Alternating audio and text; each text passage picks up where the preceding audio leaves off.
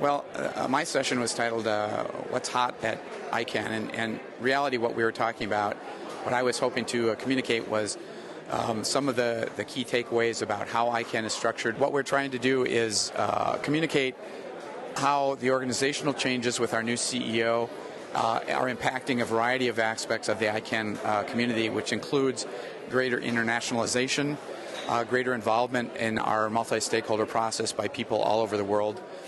We introduced myicann.org, which is a new online tool that anyone can sign up and use to get more information about ICANN.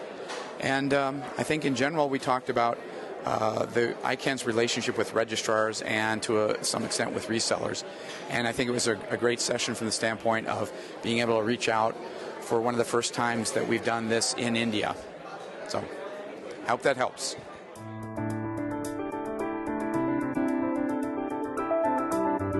I wanted to talk today a bit about just some fundamental information about ICANN, because there's a lot of people that don't know much about it or only know certain ideas. So I thought I'd try to give you some background and cover a few topics here. I'm going to focus the first part after I give a general sort of background about ICANN itself. I want to focus on what is probably most important to most of you, which is the aspect of domain name registrations.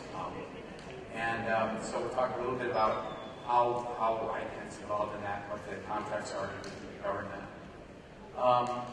As you may know, there's the primary contract between ICANN and the registrars. It's called the RAA, or the Registrar Relations Agreement. And that agreement is currently under, there's negotiations going on for revisions to that contract, which would probably affect everyone in this room. So I want to give at least some high-level topics to tell you about what's being discussed in those negotiations. Then I want to focus a little bit on changes that are happening within ICANN, and again, changes that will are important for this region and that will hopefully make ICANN even more relevant and more helpful to people here in India and around the world. I probably can't go anywhere without just talking about a new top-level domain process.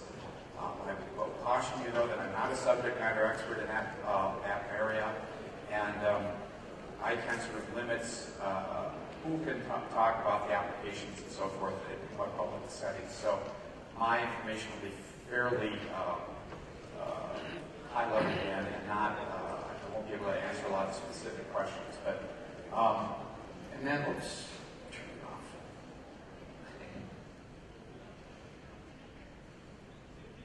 Sorry about that. I am always a nerd when it comes to these devices. Okay, and then the last I want to finish up with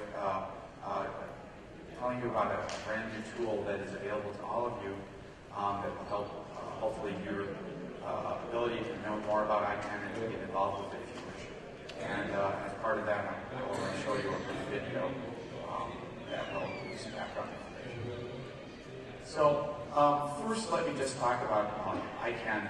ICANN came about, or was created in the late 90s with the understanding that we wanted to foster greater competition and consumer choice in the marketplace. At the time, com and net were being managed and sold by one entity. There was no separation of registrar and registry. It was just one entity called Network Solutions that when ICANN was created, Network Solutions split off to be the registrar part, and then VeriSign became the registry part for com and net.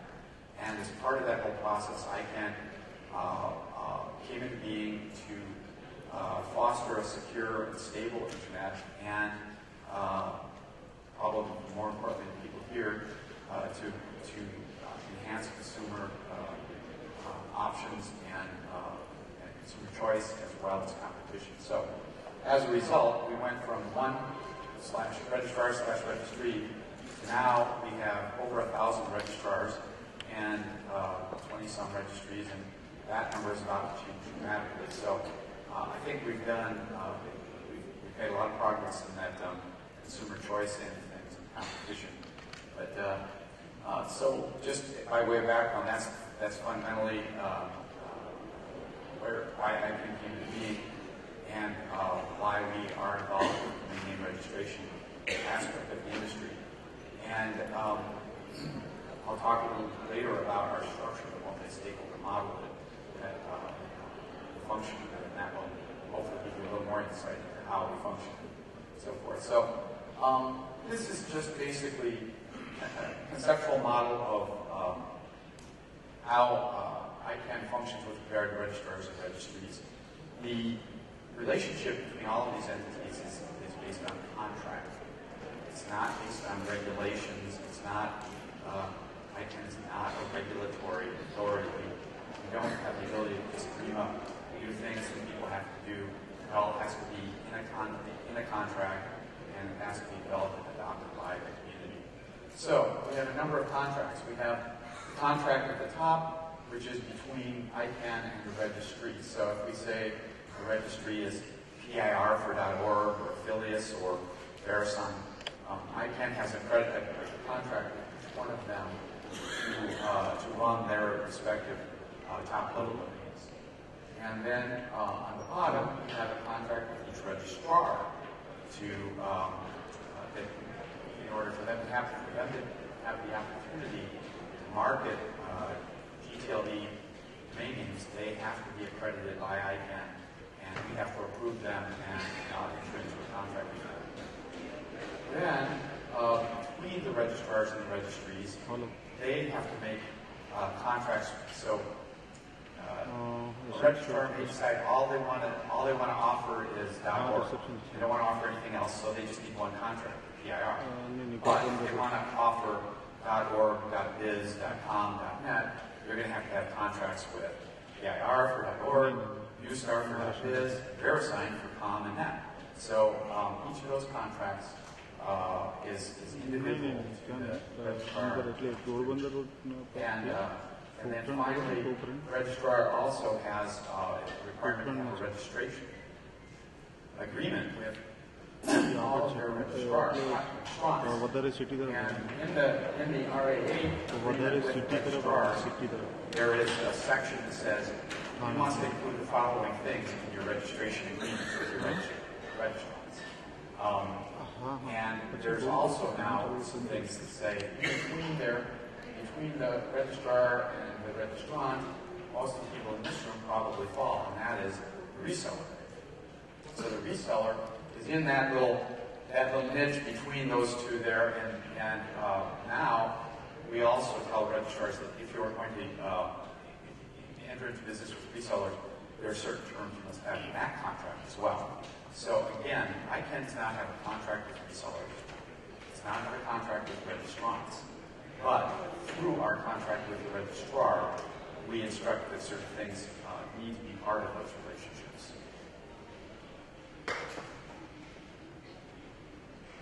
So, as I mentioned, we manage a relationship with more than 1,000 ICANN accredited registrars. The last time I looked at the list, I think it was 1,031 registrars worldwide.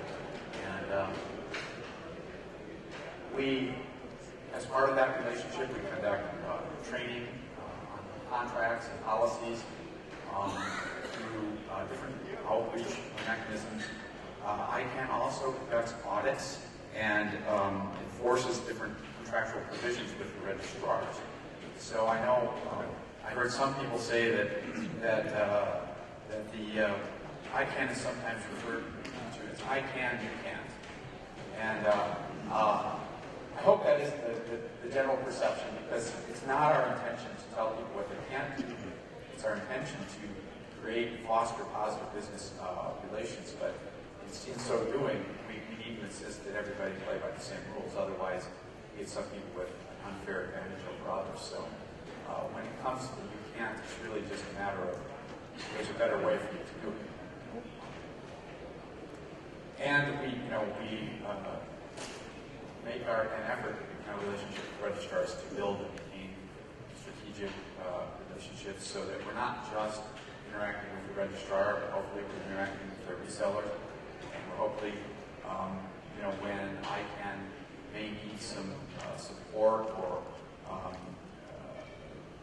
education for perhaps local government officials and that sort of thing, that we hope that we can collaborate with our stakeholders, which includes the registrars and registries, to help support those efforts. We also have the communication and compliance tools, which are designed to create value and foster business opportunities. We focus on aspects, we try to focus on aspects, I should say, that really matter. The trust, approach to dealing with problems, meeting stakeholders, and providing incentives to perform well. So it's not just, it's the carrot, not just the stick.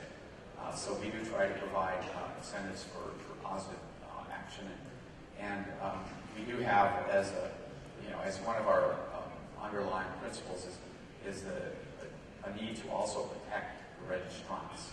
So a registrant comes to a registrar or to a reseller, through a reseller, and they expect certain things to happen. They expect their name to dissolve, et cetera, et cetera. And if a company goes out of business and they no longer have access to their control panel, they can't do anything with their name, they can't transfer anything, that's a problem.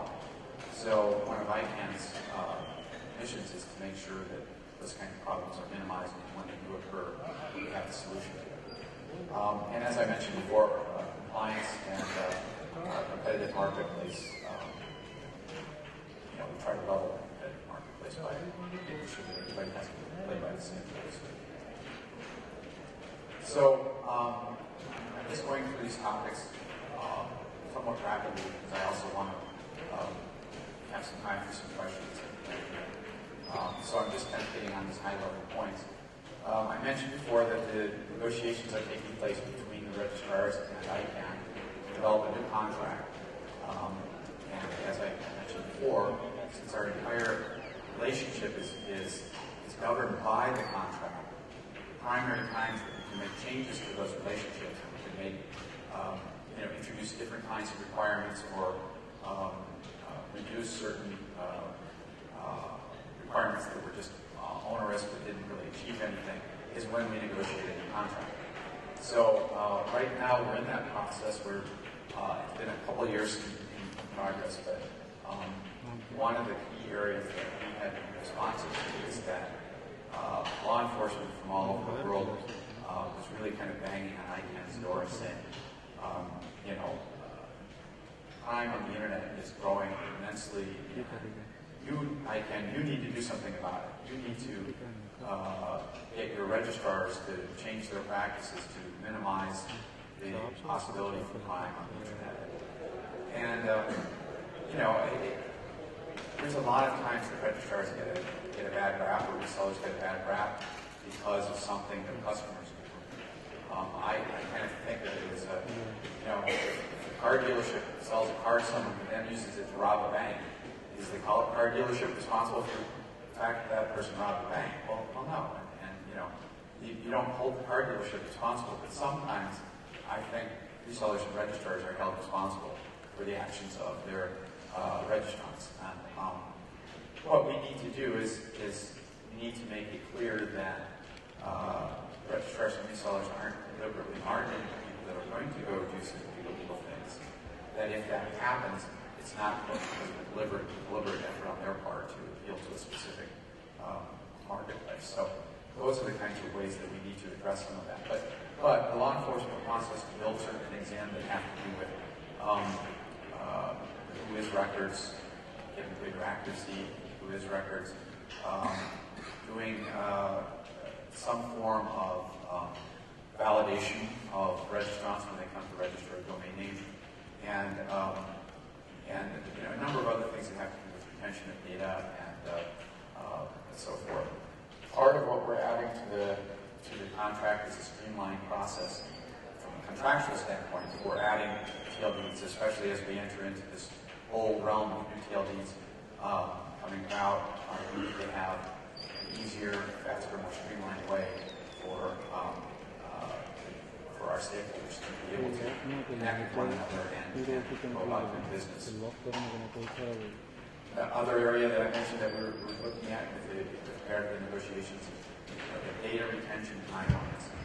Right now, there's some pretty rigid data retention timelines in the contract, but we're discovering in different parts of the world, Europe, for example, there are fairly rigid privacy laws and restrictions on how long data can be maintained and what data can be maintained. And some of those laws run counter to the provisions that are currently in the RA. So we're looking at ways to modify those data retention requirements so that they're more in line with what people are legally obligated to do out there for their communities. Here's one that I'll be interested in. There's a strong emphasis on trying to find ways to enhance reseller accountability. And what happens right now is that if a reseller fails to do something that the registrar is required to do in their contract with ICANN, the registrar is responsible for that reseller's failure to do that. ICANN is not, as I said before, does not have a contract with the reseller, so we can't directly tell the reseller what to do. But some of the newer terms in the agreement will address reseller accountability and heighten the level of accountability resellers will have in enacting provisions in the contract. So keep your eyes and ears open for that, because there'll probably be a lot more discussion about that in the future. A lot of people offer privacy or proxy registration services at the time that they sell domain name registrations.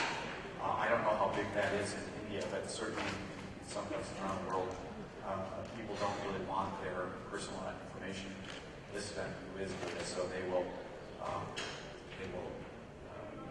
engage with an organization that will set up proxy registration in their name, in a different name, representing their interests, so that they can still run the domain name but not have their name associated directly with it.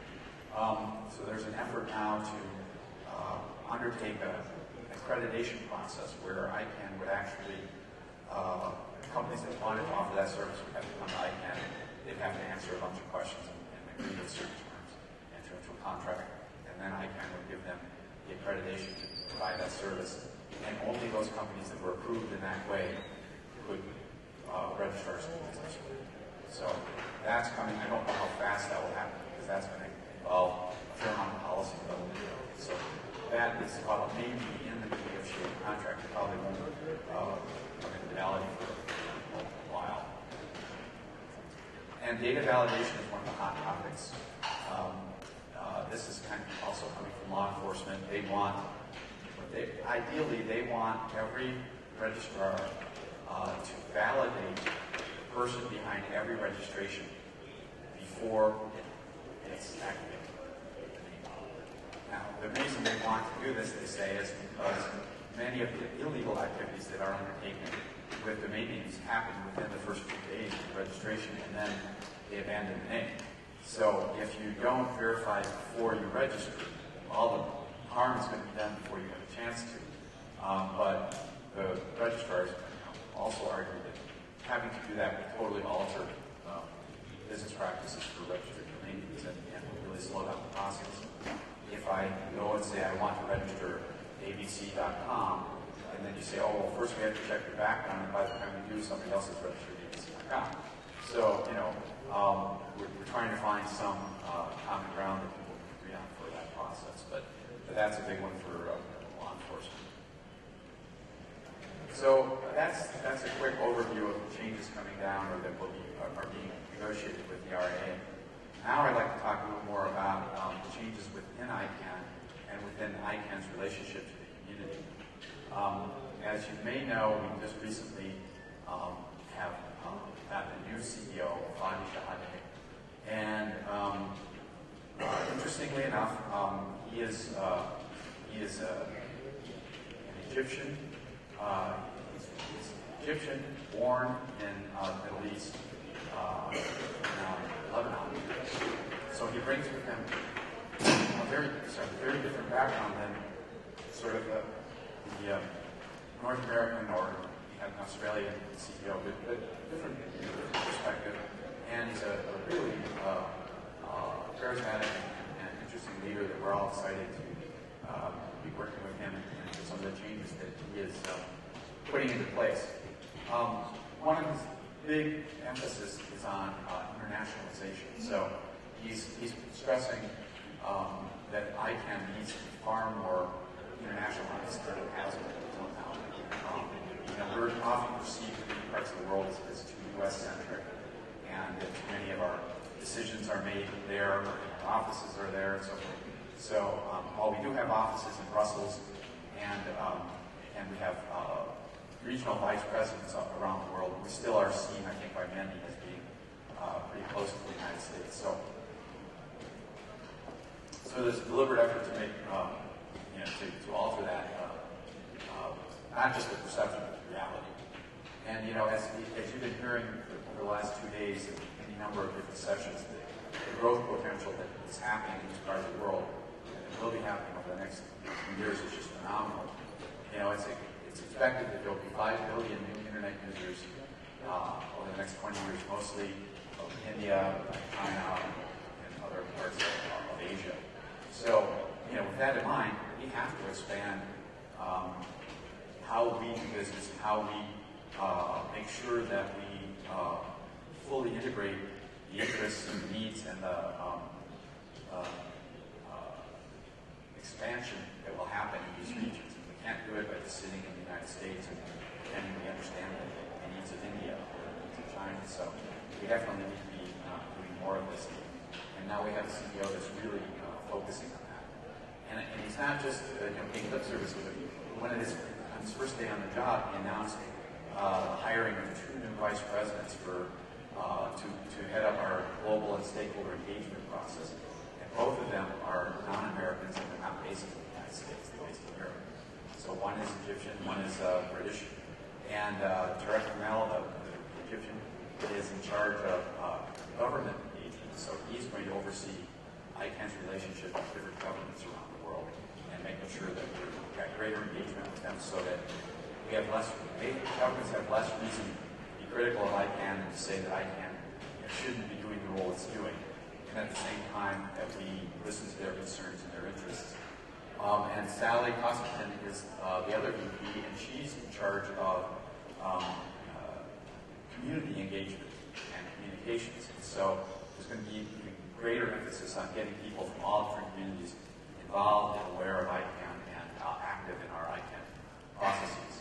I skipped over to that point, expansion of multi-stakeholder model, because I think that model may need a little elaboration.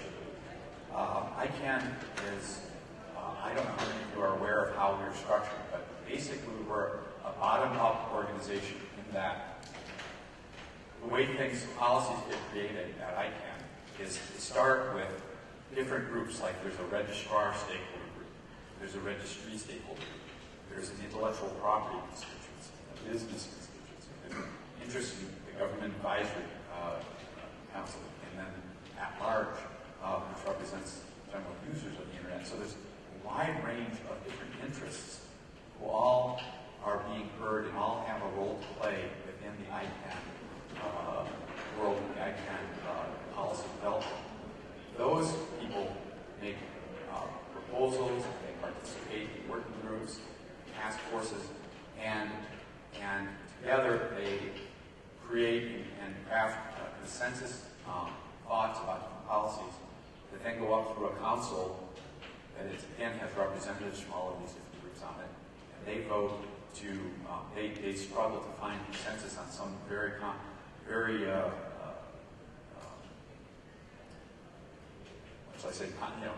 competitive ideas and ideas that not everyone agrees with. And they have different viewpoints and everybody has their own angle. So finding consensus is often challenging. But eventually, that decision-making process then heads up to the board of directors who have the ultimate say on whether or not something's going to be implemented. During this process, there are multiple opportunities for public comment and adjusting whatever is being proposed to reflect some of that comment. So once the board ultimately approves it, comes to staff to implement. So unlike a lot of corporations and many of your companies, you are the staff and you are also the decision maker. You decide what prices you're going to set. You decide what top-level domains you're going to offer. And you can wake up one morning and say, hey, I want to do this differently. And you don't have to answer to anyone to make that happen. Or maybe it's a larger corporation, they have a board of directors they have to answer to or what have you. But here, just the opposite. Everything has to start at the lowest possible point and work its way up, and then eventually get approved, and then staff has to. So we're not calling the shots, we're following.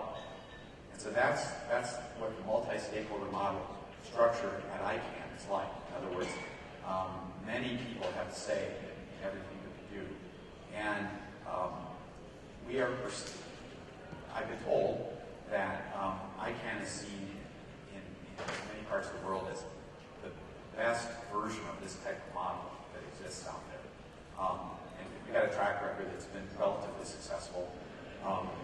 And as a result, this process takes time, it takes longer. And so some people get really frustrated with how slowly things move through ICANN. For example, the new PLD process has taken, some people feel like forever, and some people don't feel it hasn't taken long enough because they don't want it to happen. So when you have all those diverse viewpoints and interests that you have to somehow address and hope to find some common ground with. So one of the things that I'm talking about is that Fadi Shahade has said, okay, we've got this great multi-stakeholder model. Now we just need to get more people involved with this so it's truly representative of all of the interests on the internet and not just those that can afford to come to meetings or those that have inside information or what have you. We need to make it much more global and broader engagement. So one of the ways that we're doing this is that we are changing our corporate structure from a highly vertical structure where I just answer up through the COO to the CEO to the board, and my staff reports to me, and all of that. We are moving towards a matrix model that will include all of the different regional vice presidents and the engagement vice presidents that will have a say over if Tim Cole's group, the registrar group, one thing is are they functioning within the organizational hierarchy correctly, but the other thing is are they delivering value to my different regions? And so this is somewhat new to us. I've been out traveling the regions for a long time, but nobody is actually basing their appraisal of my effectiveness or my job based on those that outreach. I judge it that way because for me, I can be most effective when I've had face-to-face interaction with people, and it makes all the difference for me, when someone has a problem and they call me up because they've met me, and, I can put a face to their name and everything. We can often come to a resolution of problems much faster. But if it's somebody that I've only ever had email contact with or something, it's a little harder to develop that personal relationship. So having said that, we're now going to be focusing a lot more on how effectively the work we do impacts the various regions of the world. So, again, it's not just lip service to internationalization. It's, how are we going to actually live our lives, and how are, if I'm going to get a pay raise, it's going to be because people out in India thought I had done a good job, not just people in Los Angeles. So, please, support my pay raise. But as a result of this, one of the key things is that India has become a real major ICANN priority, both because of the growth potential we see and because we have started to have a much more positive relationship with the Indian government. And for a while there, India was one of the countries that really wanted to take internet governance and move it to the UN, move it to the ITU, and have the internet run more like a phone company. And ICANN has tried to demonstrate that we are a global company and that we are interested in the needs of the entire population of the world. had some countries that really said, no, we think it should be better than over here.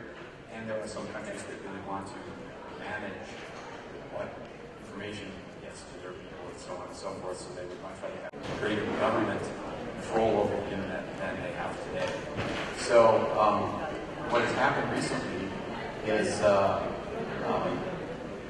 this is a tough multi-stakeholder model, and it's designed to give all you, I guess I said some of these things before I got to the slides, but so these different groups provide information. What I kind of went through all that already, but what I wanted to get to is India's role at ICANN. Two of the more influential members of our board of directors have been from India. Ram Mohan is still on board, and Rangarajan was probably one of the most important board members until he just stepped down at the meeting in Toronto. He served for many years and decided he needed a break, but he ran our finance committee, and he was just one of these wise people that really brought tremendous strength to our board of directors. And I know we all will miss him, but just so you know that for many years now, some influences from India have been actively involved with ICANN. But both ICANN and India's missions are changing. As I said, the government is having it's recently come out with some interesting new announcements. The Minister of State for Telecom, Sachin Pilot, Minister Pilot, recently spoke against the balkanization of the internet and supported the intergovernmental control or intergovernmental control, and spoke out in favor of the ICANN model. Similarly,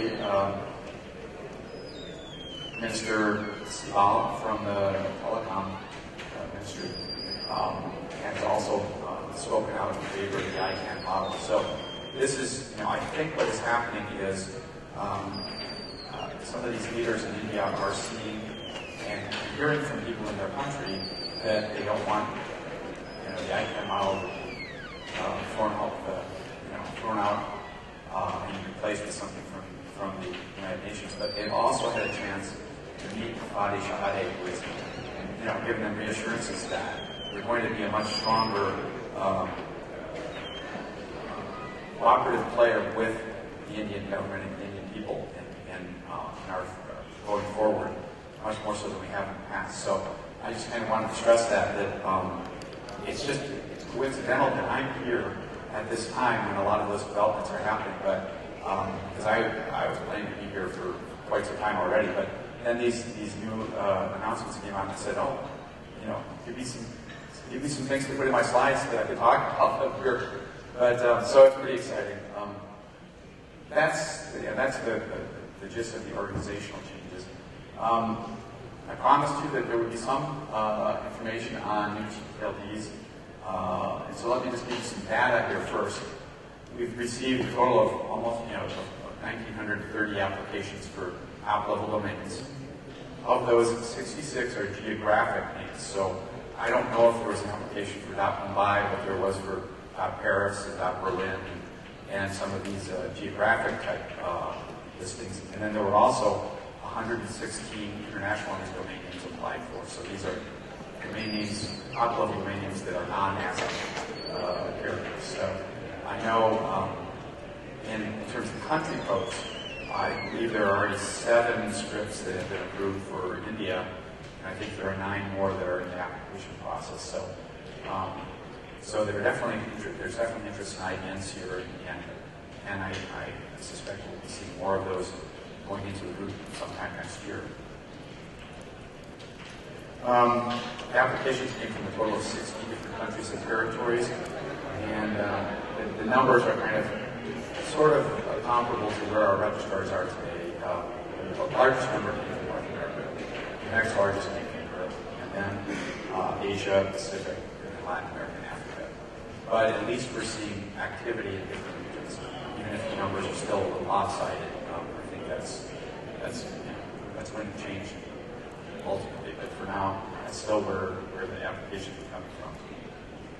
So what happens next is that there will be a prioritization drawing, and this is a drawing to determine whose application gets considered first, in what order the applications get consider, because we're not going to be able to have all of the applications decided upon and announced all at one time, both because we can't handle that kind of process, and secondly, we need to gradually add these things to the root so that we don't overwhelm the processes needed to put things into the root. So that's going to be the next step.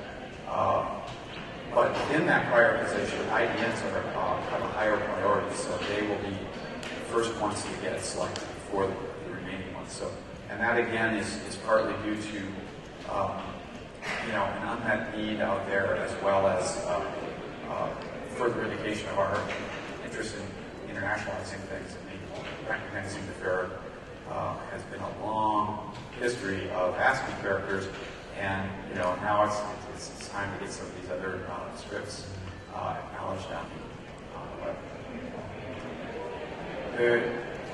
The goal is to have the first new TLDs in the root by next June, so that's still pretty ambitious, although some people say it's way overdue. But we're scrambling day and night to get ready to be able to do that. A lot of different organizational preparedness things that we have to do internally to make sure it works. One of the key issues that a lot of people are concerned with is rights protection mechanisms, and by rights we're talking about intellectual property rights and rights of organizations like the International Olympic Committee or the Red Cross or the Crescent. Some of those organizations want their names to be protected at the second level, so that any new TLDs that come along are prohibited from offering certain names. And so there's always this give and take with the intellectual property community that on the one hand, they feel that every new TLD comes along, they have to go out sometimes to grab up names just to protect their own trademarks from being abused, even though they don't have the intention of using those names.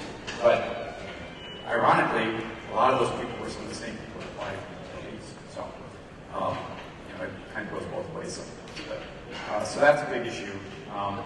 And then one thing, and I don't know how many of you have even given this much thought, but universal acceptance, what we're talking about here is what is Chrome, what is Firefox going to do? When you go in and put in an URL, you put in www.timcole.shop or .buy or whatever, how is that browser going to recognize that? Will they acknowledge it, or will they just say faulty term? It doesn't fit our algorithm. You have the ComNet or a certain short list of other names. So, and email. How is email going to function with these different names to the right of the dot, as well as ICANNs? So, there are a lot of technical issues as well, but the key to this is getting universal acceptance. ICANN is in kind of a key place to encourage a lot of these players to recognize the new top-level domains that come along. I'll give you an example. I have had a .name. I have had my name .name since it first started, so a long time ago. And my primary email, personal email address, is still a .name email address. But I can still go on certain websites and fill out a form, put that email address in, and it'll come back with a message. Please enter a valid email address. So, see, universal acceptance still isn't completely there for a TLD that was approved 10 years ago. So if you can imagine trying to do that now for potentially 1,000 TLDs, it's going to be quite a challenge. And every one of us here is going to be, going to have to be a sort of an advocate and an ambassador for those kinds of changes to make sure that they happen. Because otherwise, you run the risk of marketing something that is only a second-class domain. You can't use it if you're not going to want it.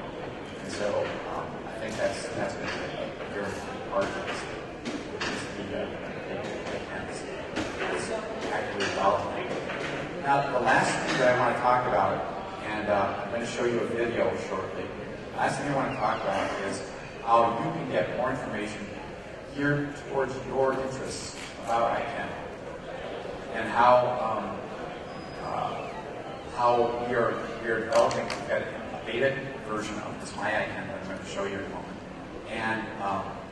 and it's going to evolve into a much more collaborative tool, which will make it much more effective for people all over the world to engage in the ICANN process without necessarily having to travel all over the world. Now, I know we would all like to travel all over the world, but if it's not possible, that shouldn't preclude you from being involved in the decision-making process at ICANN. So now, if we're ready, can we show the video? No? Ready for the video.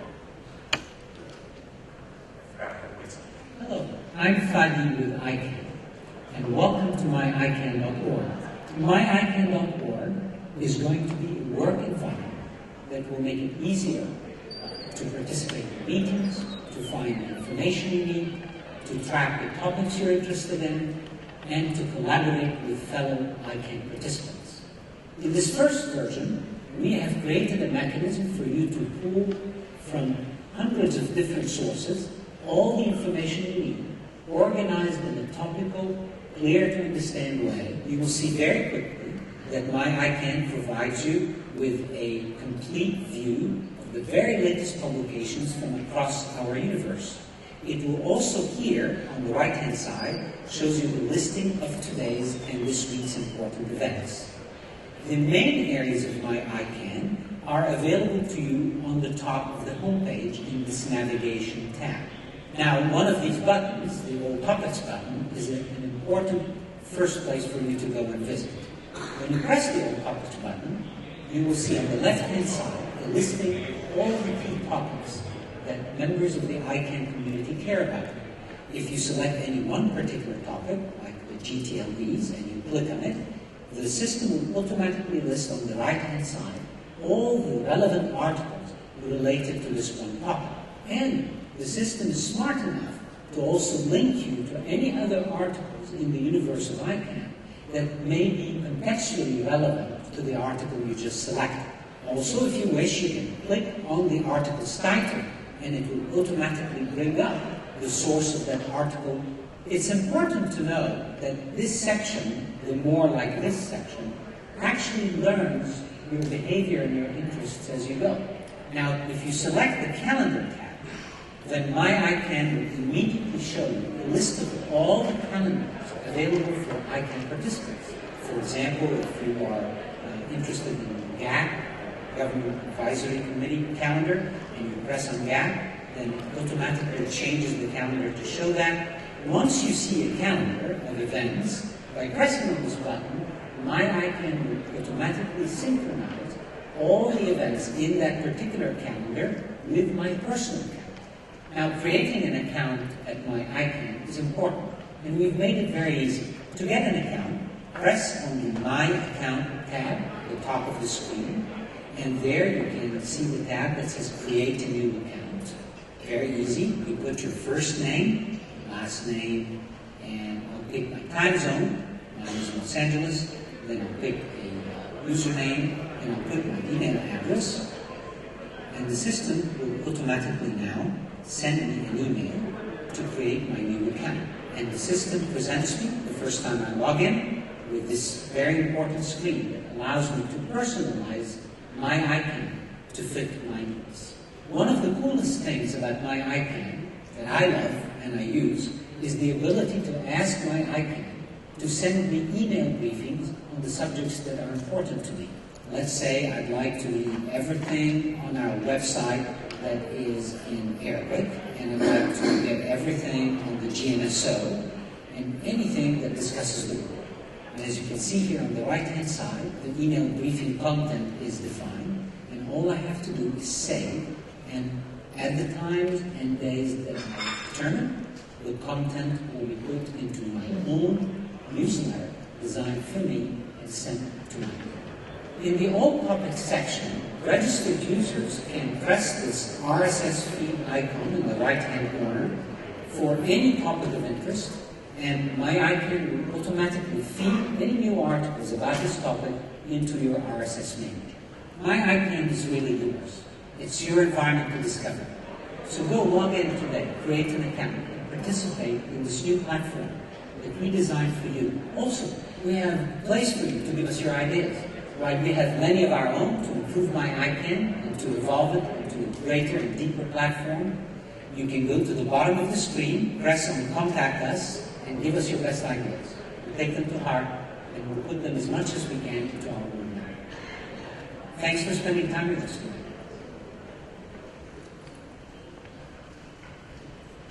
So, that's my ICANN, and as Fadi said, you can sign up today. It's active, it's live. Just go to myicann.org. It pulls the information from that. If you've ever been to ICANN's website is immensely rich with information, but it can be very confusing and happy. So this is addressing that issue in some ways. This is the first phase of this. The next phase will also have collaborative tools so that meetings can actually be conducted live using my ICANN, and you can have video and sound, and you can have collaboration tools where you can put in a single document at the same time. Okay.